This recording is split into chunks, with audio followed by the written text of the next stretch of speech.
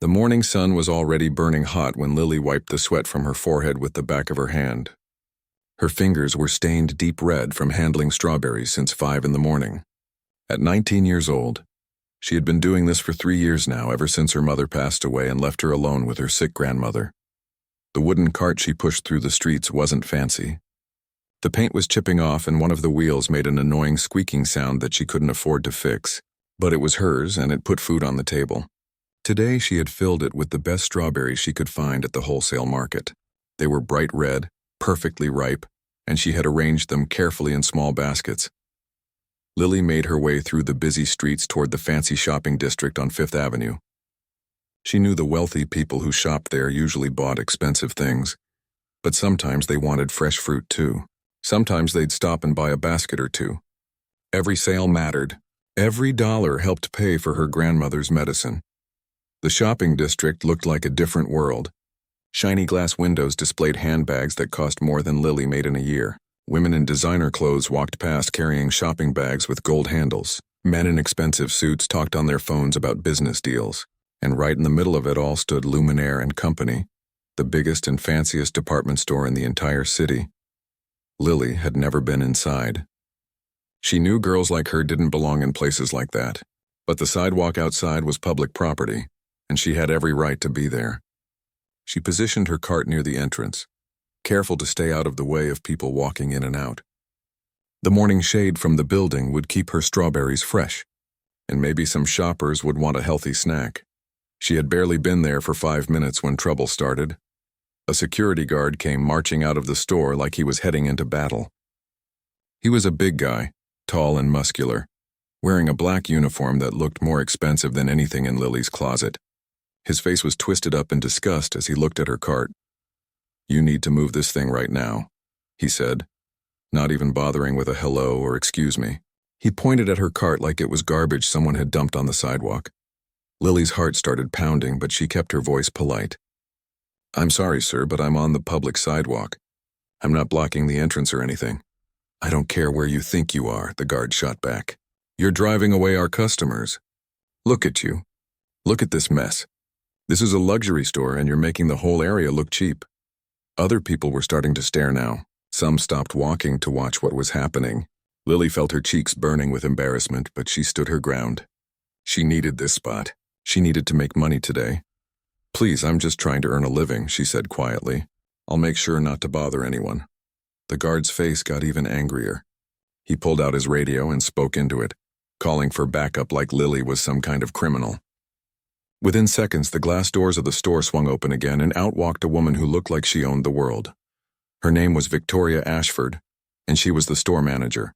Everything about her screamed wealth and power. Her suit probably cost thousands. Her shoes clicked on the pavement with authority. Her hair was pulled back so tight it looked painful, and when she looked at Lily, her eyes were cold as ice. "What seems to be the problem here?" Victoria asked, though she was looking at Lily like the problem was obvious. The security guard explained the situation, making it sound like Lily had committed some terrible crime by standing there with her strawberry cart. Victoria listened, her lips pressed into a thin line of disapproval. Then she turned her full attention to Lily. "Young lady, I'm going to need you to leave immediately," Victoria said. Her voice was calm, but there was steel underneath. "This is a high-end retail environment. We cater to a very specific clientele. Your presence here is inappropriate and, frankly, harmful to our brand image." Lily felt something break inside her chest. She had been poor her whole life. She had worn secondhand clothes and eaten cheap food and lived in a tiny apartment with peeling wallpaper. But she had never felt truly worthless until this moment. The way Victoria looked at her, it was like Lily was less than human. Like being poor made her dirty somehow. "I'm not doing anything wrong," Lily said, and she hated that her voice was shaking. "I'm just trying to work." "Your kind of work doesn't belong here," Victoria replied coldly. She pulled out her phone and made a quick call. "I need 2 more security personnel at the main entrance now." The next few minutes felt like a nightmare. 2 more guards came out, and suddenly Lily was surrounded by these huge men in uniforms. People were definitely watching now. Some had their phones out, recording the whole thing. Lily could hear people laughing. She saw a woman in a fur coat whisper something to her friend, and they both giggled. "Ma'am, you need to move along," one of the new guards said, his hand reaching for her cart. "Don't touch my cart," Lily said, panic rising in her voice. "Please, I'll go, just let me," but they weren't listening.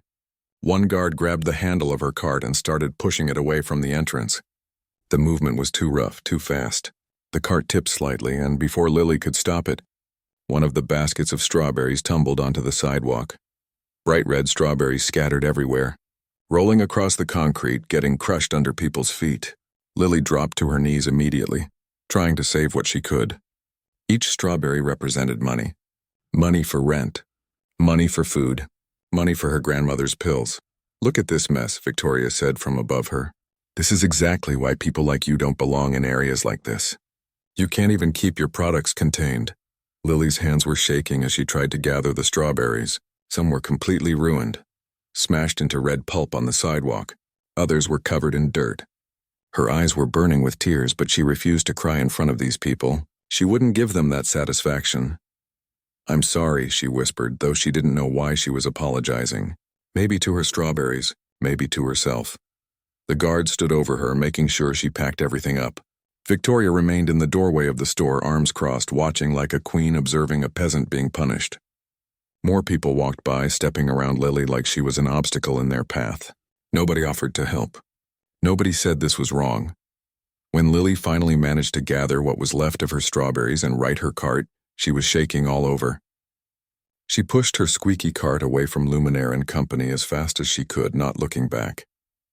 Her throat was tight and her vision was blurry. She made it 2 blocks before she had to stop in a small park and sit on a bench.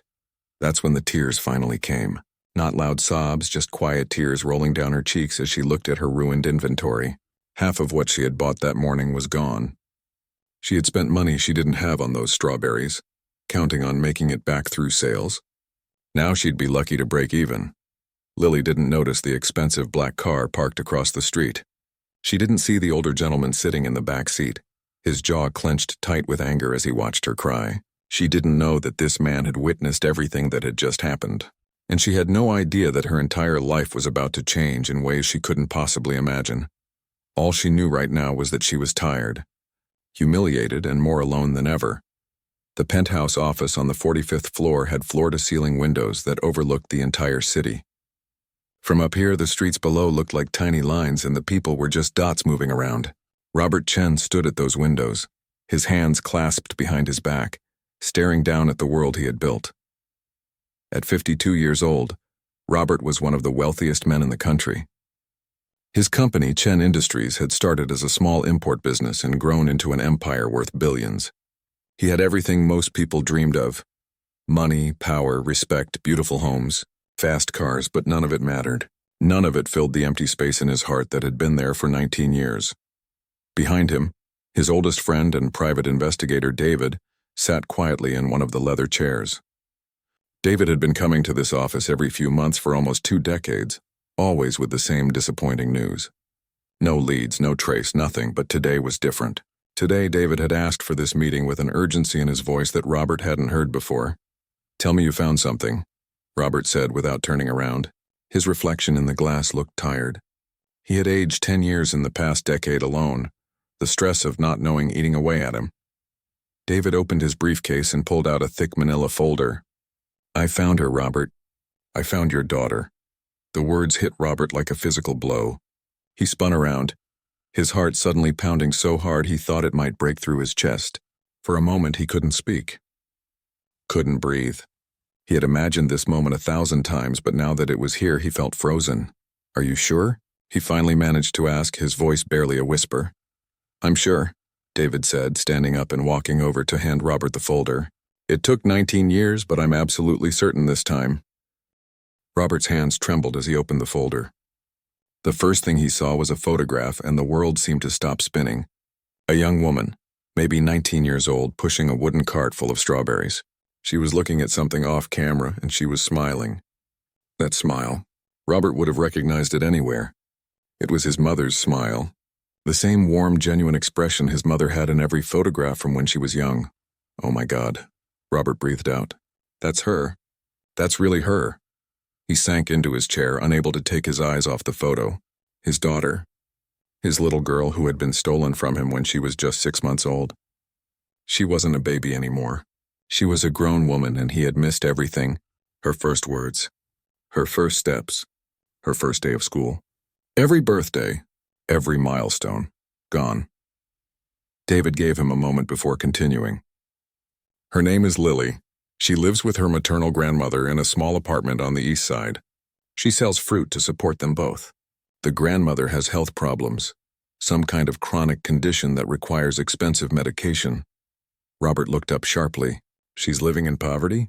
My daughter is struggling to survive while I'm... He gestured around at the expensive office, disgust in his voice. You didn't know where she was, Robert, David said gently. This isn't your fault. Tell me everything, Robert demanded. I want to know everything about her life. David sat back down and opened his own copy of the file. After your ex-wife took the baby and disappeared, she bounced around the country using fake names. Cash jobs, no paper trail. She was smart about it. Paranoid, but smart. About 2 years ago, she died. Car accident. That's when the grandmother took Lily in. The grandmother, Robert said bitterly. She knew who I was. She knew I had been searching.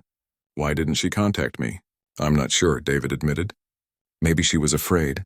Maybe your ex-wife convinced her you were dangerous. Maybe she's just proud and didn't want to ask for help. I haven't approached her. I wanted to talk to you first. Robert stood up and started pacing, his mind racing through possibilities and plans. I need to go to her. Right now, today, where is she? David held up a hand. Robert, wait. Think about this carefully. Lily has lived her entire life believing one story. Her mother probably told her terrible things about you, said you abandoned them, said you didn't want her. If you just show up out of nowhere and say you're her father, it could traumatize her. She's my daughter, Robert said firmly. She deserves to know the truth. I agree, David said. But you need to be smart about this. Let me do some more background work. Let's understand her routine, her life, her mindset. Then we can figure out the best way to approach her. You get one chance at this first impression, Robert. Don't waste it by rushing in, Robert wanted to argue. Every cell in his body was screaming at him to run out of this office, get in his car, and find his daughter right now. To hold her and tell her he never stopped looking. That he loved her. That he was sorry for all the years they lost. But David was right. This had to be done carefully. How long? Robert asked. How long before I can meet her? Give me a week, David said. Let me watch her, understand her patterns, maybe talk to some people who know her. Then we'll make a plan. 3 days, Robert countered. I've waited 19 years. I'm not waiting any longer than 3 more days.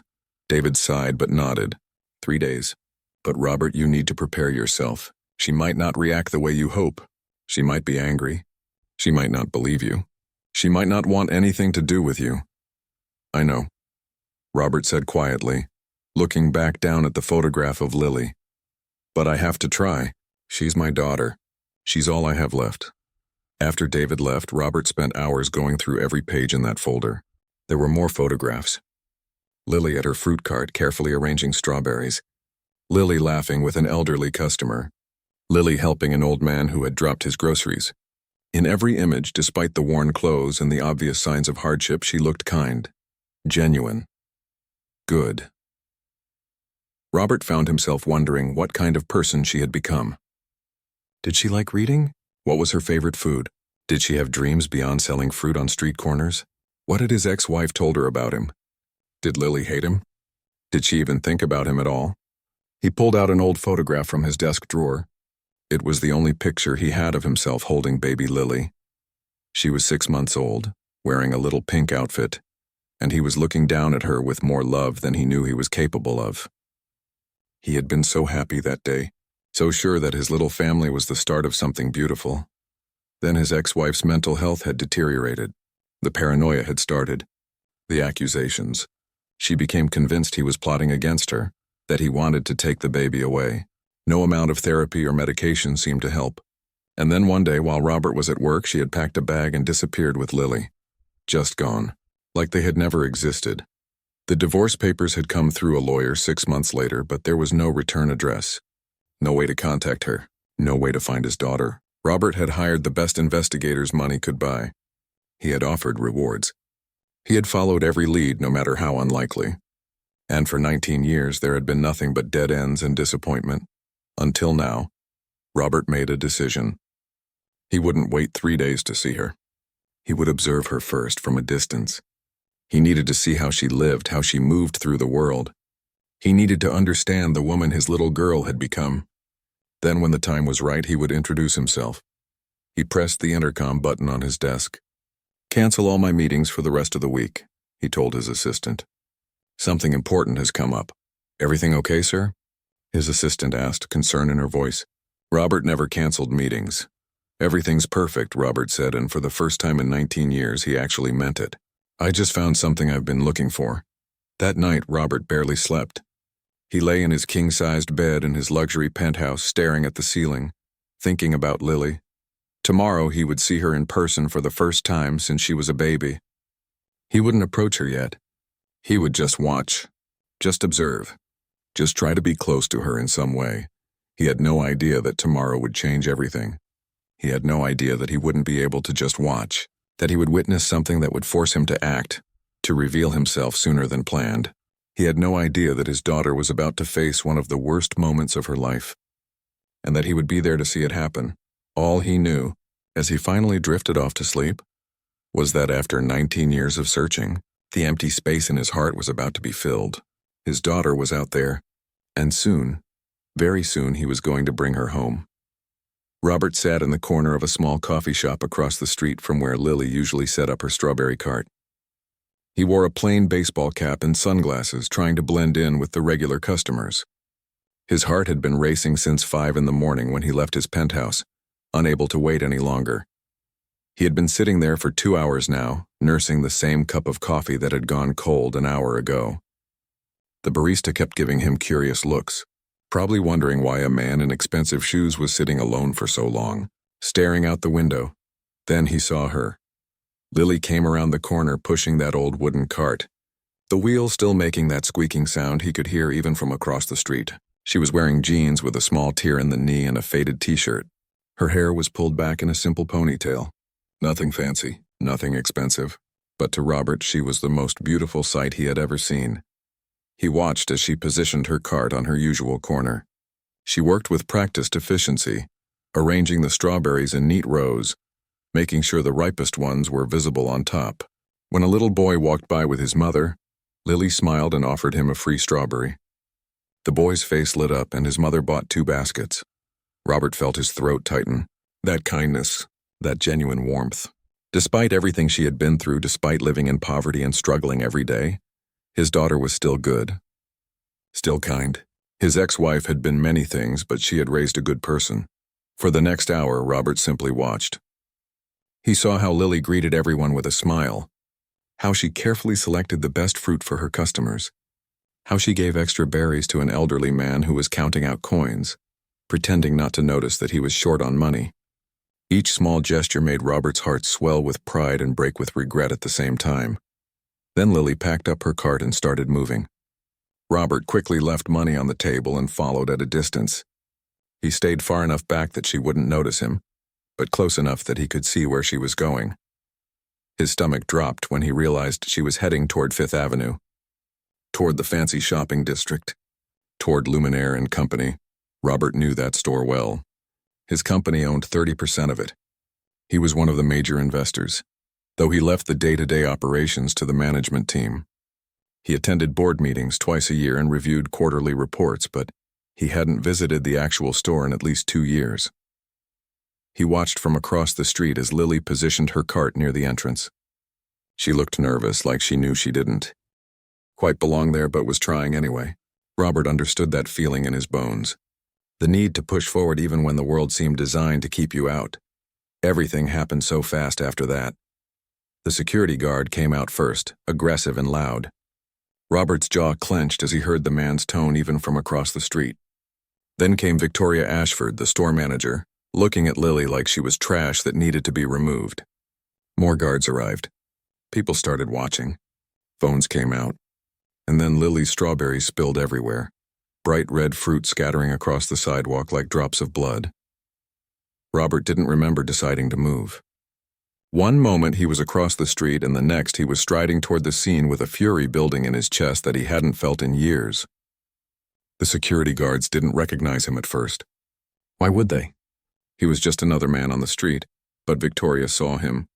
Her face went white as snow when their eyes met. She knew exactly who Robert Chen was.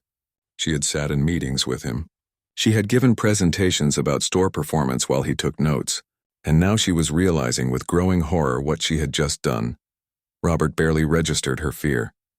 His entire focus was on Lily, who was on her knees on the dirty sidewalk trying to gather strawberries with shaking hands. Some were crushed beyond saving. Others were covered in grit and dirt, and she was crying, trying to hide it but failing. He knelt down beside her, his expensive suit pressing against the concrete. "Let me help you," he said softly. Lily looked up, startled. Her eyes were red and wet, and for a moment Robert forgot how to breathe.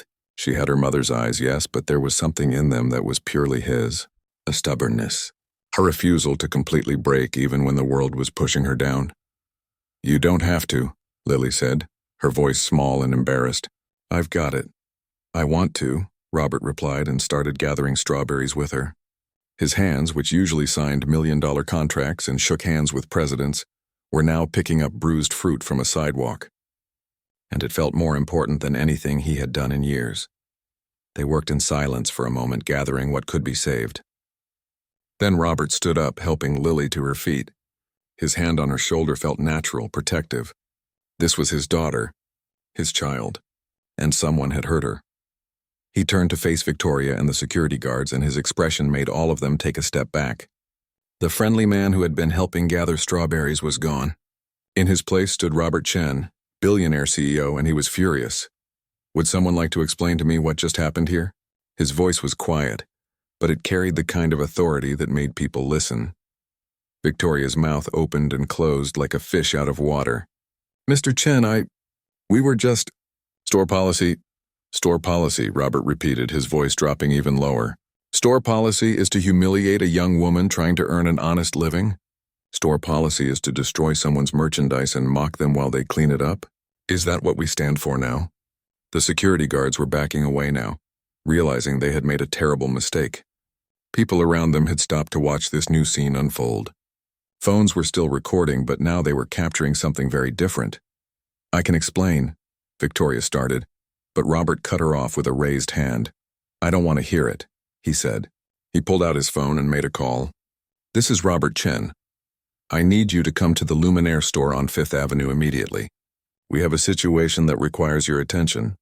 The regional director arrived within 10 minutes, breathless and confused. He had been in the middle of lunch when he got the call from one of the company's biggest investors.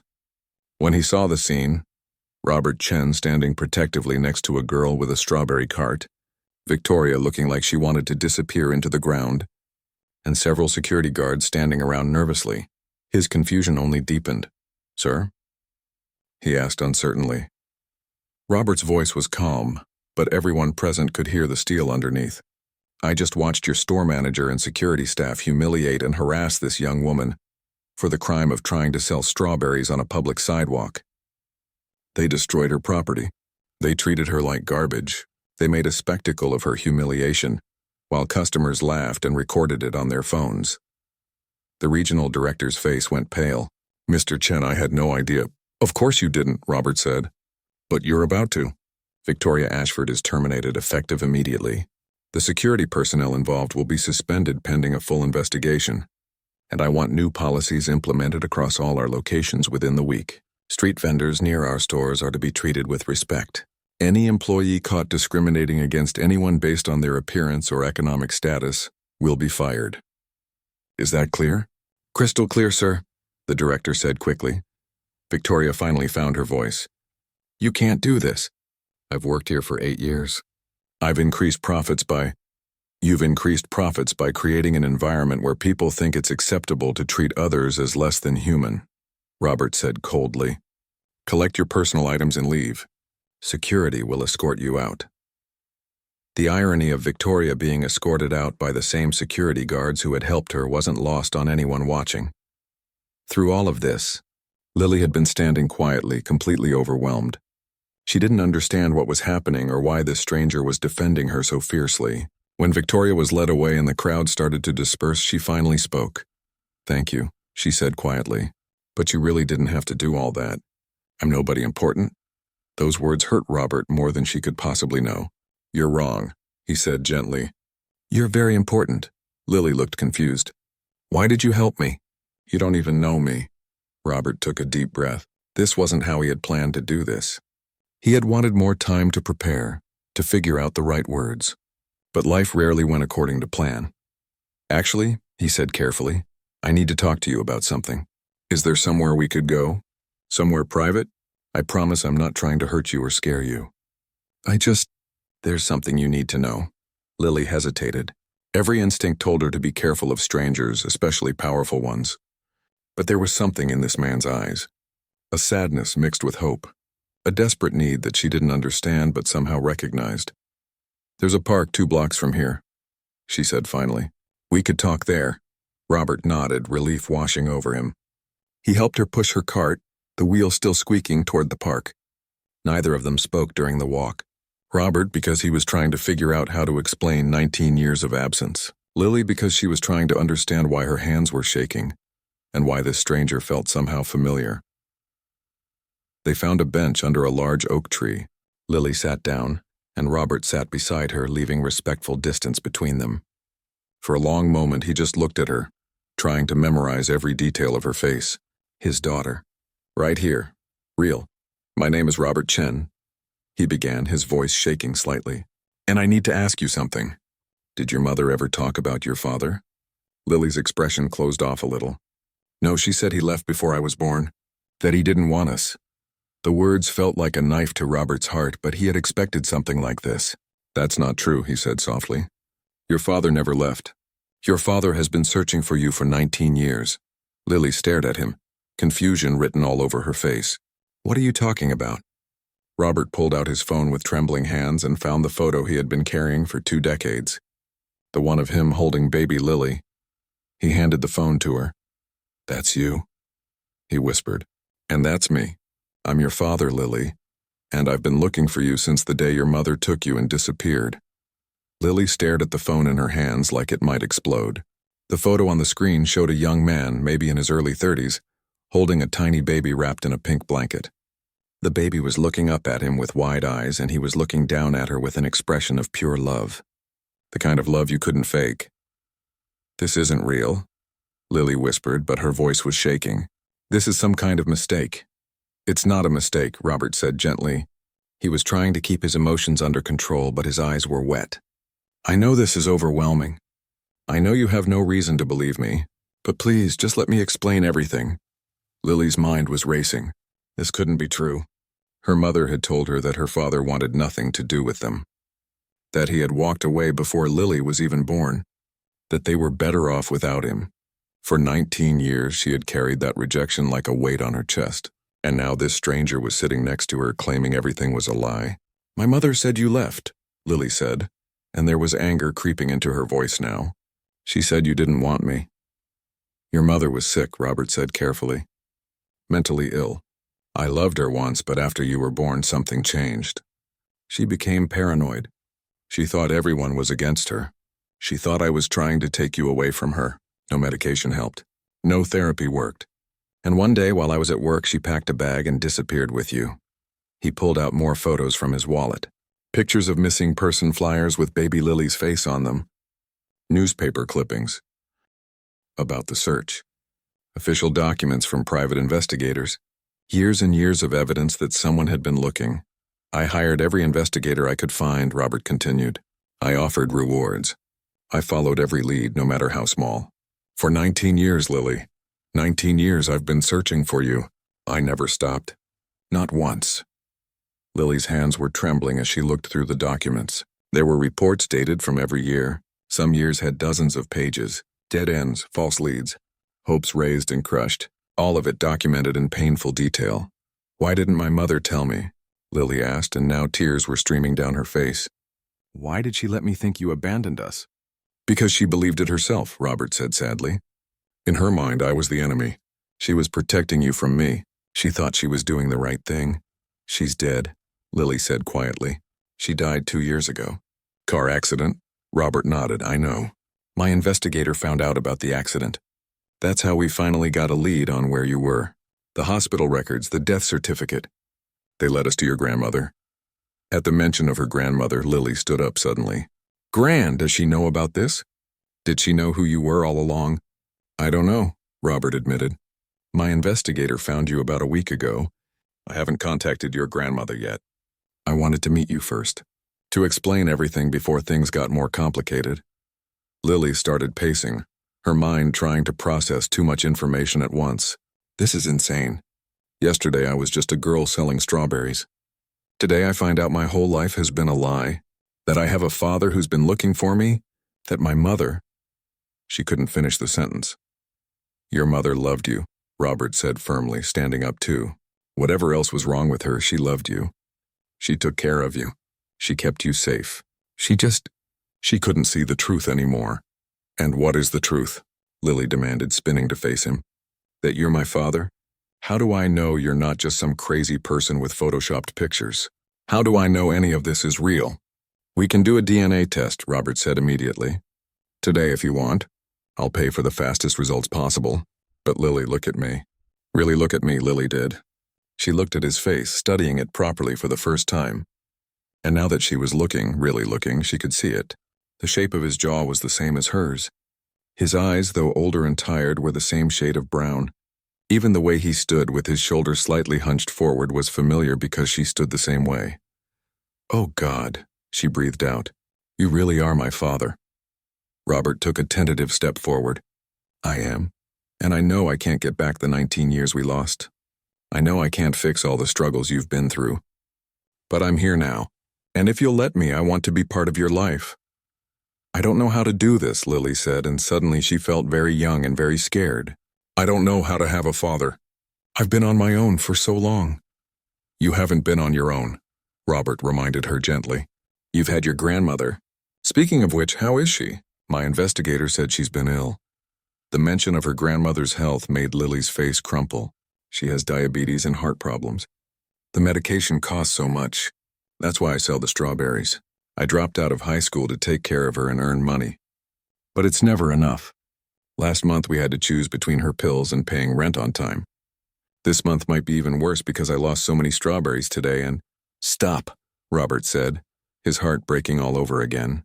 His daughter had dropped out of school to survive. She was 19 years old and carrying the weight of the world on her shoulders. You don't have to worry about money anymore. Your grandmother will get the best medical care available. I'll make sure of it. I can't take your money, Lily said automatically. I don't even know you. I'm your father, Robert said. Taking care of you isn't charity. It's my responsibility. It's what I should have been doing all along. But you didn't know where I was, Lily said, and there was confusion in her voice. You couldn't help if you didn't know. That doesn't make the guilt go away, Robert admitted. Every night for 19 years, I went to bed wondering if you were safe. If you had enough to eat. If you were cold. If you were scared. And now I find out that while I was sleeping in a penthouse, you were struggling to afford medicine for your grandmother. That destroys me, Lily. They stood there in the park, father and daughter, with 19 years of absence hanging between them. People walked by with their dogs and their children, living their normal lives while Lily's entire world was being turned upside down. I need time, Lily said finally. This is too much. I need to think. I need to talk to Gran. I need to figure out if this is real or if I'm having some kind of breakdown. Of course, Robert said quickly. Take all the time you need. But please at least let me help with your grandmother's medical bills. Let me do that much. You can hate me. You can decide you never want to see me again. But let me make sure she gets the care she needs. Lily wanted to refuse. She wanted to maintain her independence and pride. But she thought about her grandmother, who had been rationing her pills to make them last longer. Who had been in pain but refused to go to the doctor because they couldn't afford it. Who had taken in a teenage girl and raised her when she could have just called social services and been done with it. Okay, Lily whispered. Help her, please, she's all I have. She's not all you have anymore, Robert said softly. You have me too. Even if you decide you don't want me in your life, I'm still here. I'm still your father, and I'm not going anywhere ever again. Robert pulled out his phone and made a call.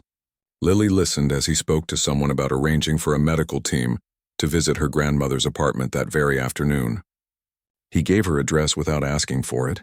His investigator had obviously been thorough. Within 5 minutes, he had arranged for 3 doctors, a nurse, and enough medication to last 6 months. Things that would have taken Lily years to afford were handled in a single phone call. How do you do that? Lily asked when he hung up. How do you just make things happen? Money and connections, Robert said with a sad smile. Two things I wish I could have used to find you sooner. Lily's phone buzzed. It was her grandmother, probably wondering where she was. Lily had been gone much longer than usual. She looked at the phone, then at Robert, then back at the phone. I should go home, she said. Gran will be worried. Can I drive you? Robert offered. My car is just a few blocks away. Lily hesitated. Everything was moving so fast. But she was exhausted, emotionally drained, and her cart was half empty anyway. Okay, she said. They walked together, Robert helping her push the squeaky cart. When they reached his car, a sleek black sedan that probably cost more than Lily would make in 10 years, he helped her load the cart into the trunk. His driver, who had been waiting patiently, didn't even blink at the unusual cargo. During the drive to Lily's apartment, they sat in silence. Robert wanted to ask her a million questions. What was her favorite food? What did she like to do for fun? What were her dreams? But he could see she was overwhelmed, so he stayed quiet. When they pulled up in front of a rundown apartment building on the east side, Robert's heart sank. The building looked like it might fall down in a strong wind. Graffiti covered the walls. Several windows were boarded up. This was where his daughter lived. Where she had been living while he slept in luxury. This is me, Lily said, opening the car door. Thank you for the ride. And for everything else. Lily, Robert said before she could leave. Here's my card. My personal cell phone number is on the back.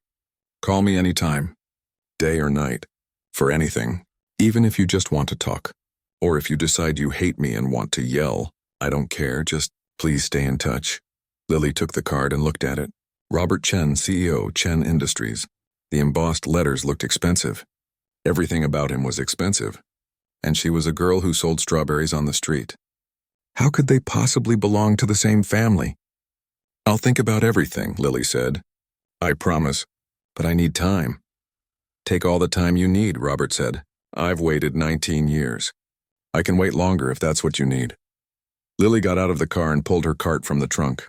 As she watched the expensive sedan drive away, she felt like she was in a dream, or maybe a nightmare. She wasn't sure which yet. Inside the apartment, her grandmother was waiting. Lily pushed open the apartment door and found her grandmother sitting in her usual chair by the window. The old woman looked up from her knitting and her face immediately showed concern. You're back early, Gran said, and you look like you've seen a ghost. What happened?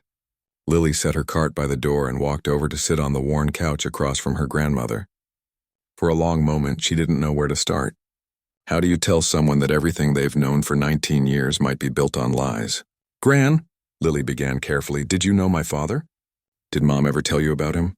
The knitting needle stopped moving. Gran's face went very still, and something flickered in her eyes. Fear, maybe, or guilt. Why are you asking about him now? Gran asked quietly. Because I met him today, Lily said, and watched her grandmother's face go pale. His name is Robert Chen. He says Mom took me and disappeared when I was a baby. He says he's been looking for me for 19 years. Gran set down her knitting with shaking hands. Oh, Lily, I was afraid this day would come. You knew? Lily's voice rose. You knew who he was this whole time and you never told me? It wasn't that simple, Gran said, tears forming in her eyes. Your mother made me promise never to contact him. She was so afraid, so paranoid. She truly believed he was dangerous, that he wanted to hurt you both. By the time I realized she was wrong, years had passed. You were already a teenager, and I didn't know how to explain that everything your mother had told you was part of her illness. Lily felt like the floor was dropping out from under her. So it's true? He really is my father? He really was looking for me? Yes, Gran whispered. I saw the missing person flyers years ago. I saw his face on the news begging for information. But your mother was my daughter. I thought I was protecting you both by staying hidden. I was wrong. I'm so sorry, child. Before Lily could respond, there was a knock at the door. She opened it to find 3 people in medical uniforms standing in the hallway, carrying bags of equipment and supplies. We're here to see Mrs. Helen Garcia, the lead doctor said with a kind smile. Mr. Chen sent us to provide medical care. Gran struggled to stand up from her chair. What is this? Lily, what's going on? Robert arranged it, Lily explained. He said Gran needs proper medical care. He's paying for everything. The doctors came in and set up their equipment efficiently. They checked Gran's blood pressure, her blood sugar, and asked detailed questions about her symptoms and medications. One of them was already on the phone ordering prescriptions to be delivered within the hour. They worked with a competence and thoroughness that Lily had never seen at the free clinic where they usually went. "Mrs. Garcia, your diabetes is not being managed properly," the doctor said gently, "and your heart medication needs to be adjusted. We're going to get you set up with a proper treatment plan. You should start feeling better within a few weeks." Gran looked overwhelmed, tears streaming down her wrinkled face. "I can't afford all this. It's already taken care of," the doctor assured her. "Mr. Chen has arranged for full coverage of all your medical needs." After the doctors left with promises to return the next day, Lily and her grandmother sat together in silence. The apartment seemed smaller somehow, filled with the weight of revealed secrets and missed years. "What are you going to do?" Gran asked finally. "I don't know," Lily admitted. "He wants to be part of my life. He wants to help us, but I don't know how to trust this. What if he changes his mind? What if he decides I'm not what he expected? That man has been searching for you for 19 years, Gran said softly. "That's not someone who gives up easily. Maybe it's time to stop expecting people to leave you." Over the next few weeks, Lily's life transformed in ways she never could have imagined. Robert was careful not to push too hard, but he was always there. He called every day just to check in. He sent food when he knew money was tight. He arranged for better housing, but didn't pressure them to move until they were ready. Slowly, carefully, Lily started to let him in. They met for coffee, then for lunch, then for longer visits where they actually talked about real things. Robert told her about his childhood, about building his company from nothing. Lily told him about selling strawberries, about the customers who became friends, about her dreams of maybe going back to school someday. "Not maybe," Robert said firmly during one of these conversations. "Definitely. You're brilliant, Lily. You should finish high school and go to college. Study whatever you want. I'll take care of everything else." "I'm 19, Lily protested. "I'd be the oldest person in my high school classes. So get your GED instead," Robert suggested. "Then go straight to community college or university. Whatever you want. The world is open to you now." It was strange having choices, having possibilities. For so long, Lily's life had been about survival. Now suddenly someone was asking her what she wanted, not just what she needed. 6 months after that day outside Luminaire, Lily stood in Robert's office on the 45th floor. She wore new clothes that actually fit properly. Her hands were no longer stained red from strawberries. She had finished her GED at the top of her class and was enrolled in business school for the fall semester. "There's something I want to show you," Robert said, pulling up a document on his computer. "These are the incorporation papers for a new foundation, the Lily Chen Foundation for Small Business Support." Lily leaned in to read. The foundation would provide grants and resources to street vendors, small merchants, and people trying to start their own businesses. Everything she had needed when she was struggling. "I thought you could run it," Robert said. "If you want to. You understand what these people need better than anyone. You've lived it." Lily felt tears prick her eyes. "You want me to run a whole foundation? I want you to help people the way I wish I could have helped you sooner," Robert said. "You have a gift for connecting with people, for seeing their worth when society tells them they're invisible. That's valuable, Lily, that's powerful." "I don't know anything about running a foundation," Lily protested weakly, but she could feel excitement building in her chest. "You'll learn," Robert said with a smile. "I'll teach you. We'll hire good people to help. But the heart of it, the soul of it, that has to come from someone who understands. That's you." That evening, Lily stood at the window of the new apartment Robert had helped them move into. It was in a safe neighborhood with an elevator for Gran. It had 2 bedrooms, a real kitchen, and windows that actually locked. Gran was in her room, resting comfortably with her new medications finally bringing her health under control. Lily pulled out her phone and looked at a photo from that morning. Robert had insisted on taking it. They were standing together outside the Chen Industries building, and for the first time Lily was smiling in a way that reached her eyes. She looked happy. She looked like she belonged. Her phone buzzed with a text from Robert. "Proud of you.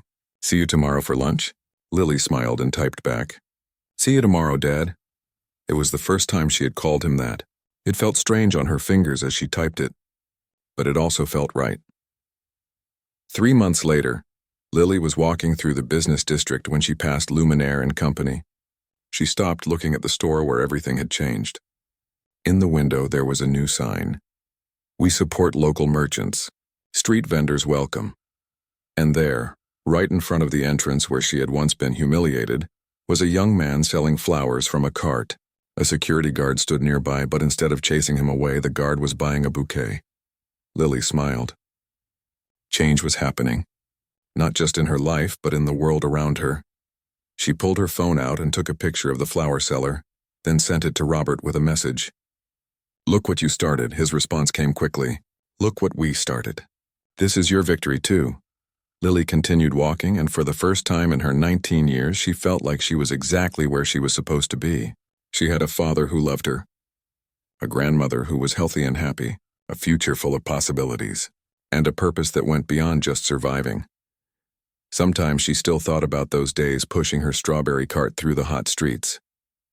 Sometimes she missed the simplicity of it, the direct exchange of fruit for money, the regular customers who became friends, the satisfaction of an honest day's work. So once a month she still set up a cart, not to sell anymore, but to give away free strawberries to anyone who wanted them.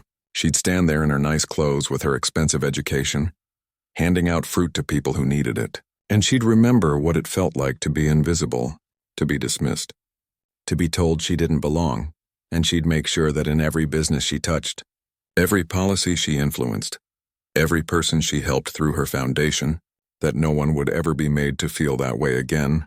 On her office desk, next to her business school textbooks and foundation paperwork, she kept one thing from her old life: a single strawberry preserved in resin, a reminder of where she came from, a symbol of how far she had traveled. And every time she looked at it, she remembered that day outside Luminaire. The worst day that became the best day. The day she lost everything and found everything at the same time. The day a poor strawberry seller discovered she was a CEO's daughter. But more importantly, the day a father and daughter finally found their way home to each other.